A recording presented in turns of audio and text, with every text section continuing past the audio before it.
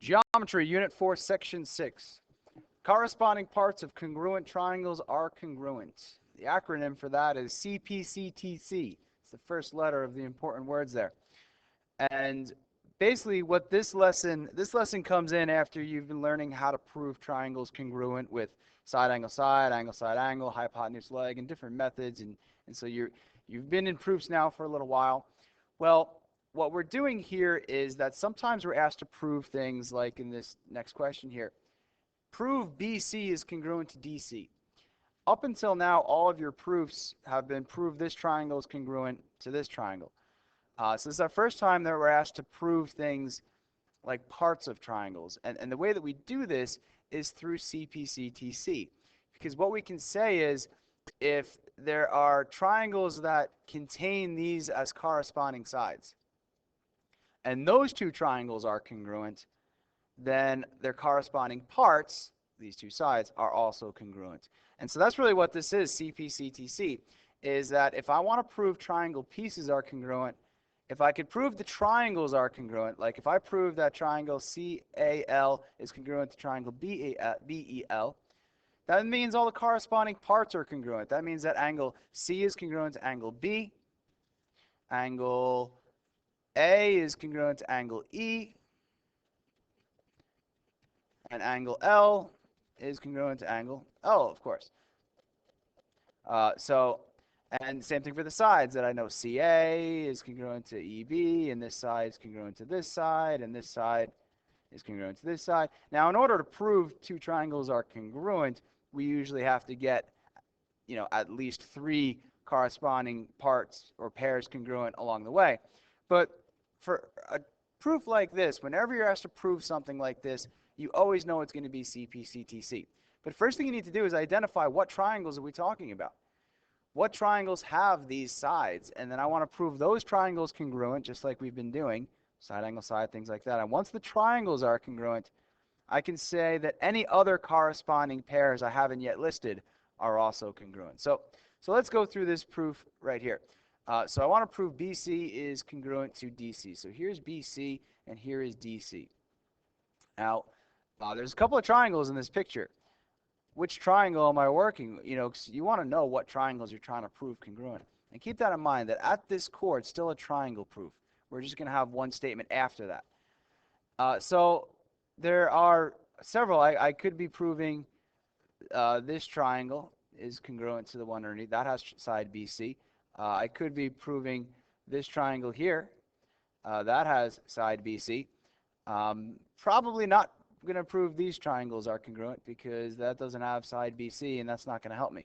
So I got to figure out if it's the big one or the little one. You could take a look at your givens to help you kind of narrow that down and maybe come up with a game plan a little bit. AEB is this angle right here.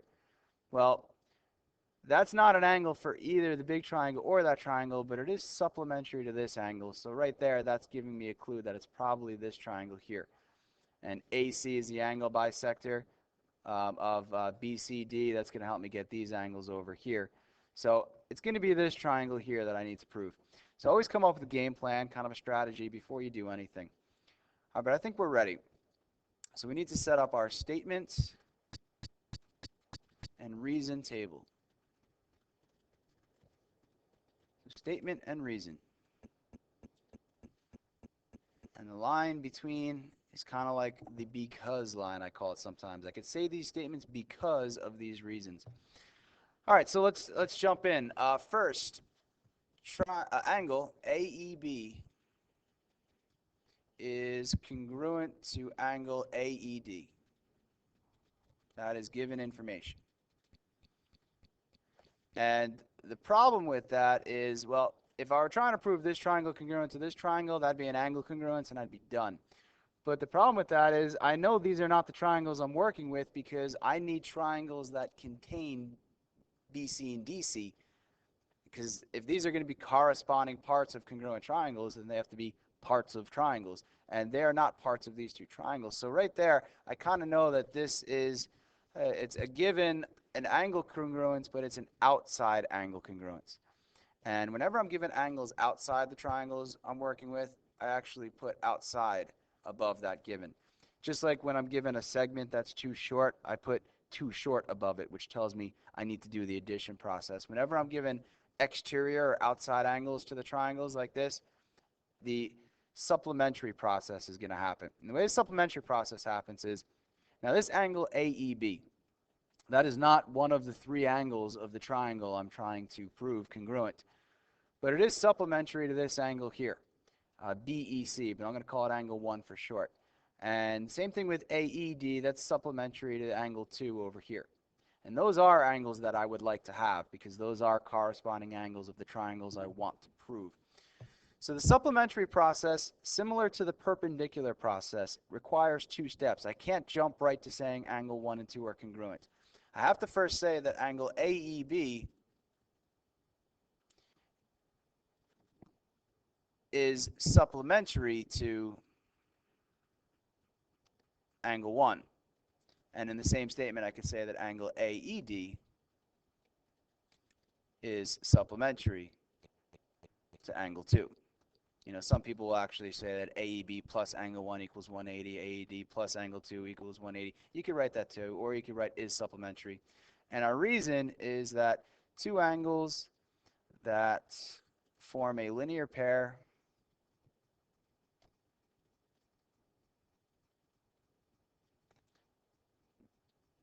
are supplementary. Two angles that form a linear pair are supplementary. And then I can say angles 1 and 2 are congruent. Angle 1 is congruent to angle 2 because supplements of congruent angles.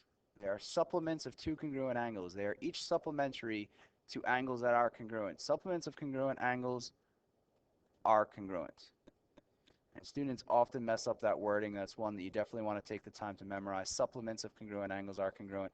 A lot of students make the error of just saying supplementary angles are congruent. That is not true.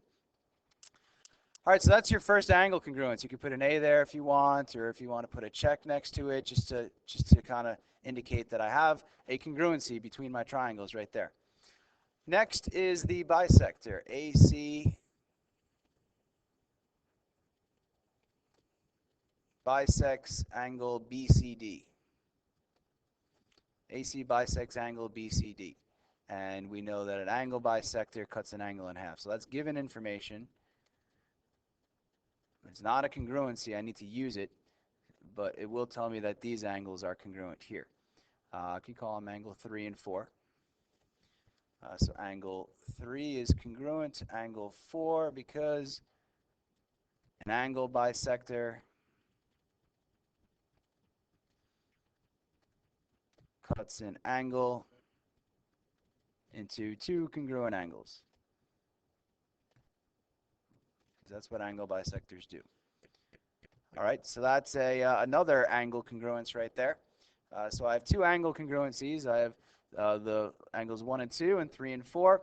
I need a third congruency statement to prove the triangles are congruent, and I could get that through a reflexive EC. And I know to look for that too because I'm out of givens.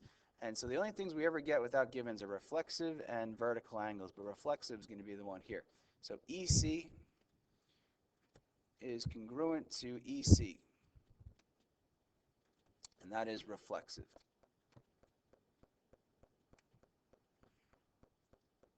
And that's my third congruency I need to prove my triangles are congruent. And so I'm going to have to extend this line down here a bit. Make sure you're using plenty of the page.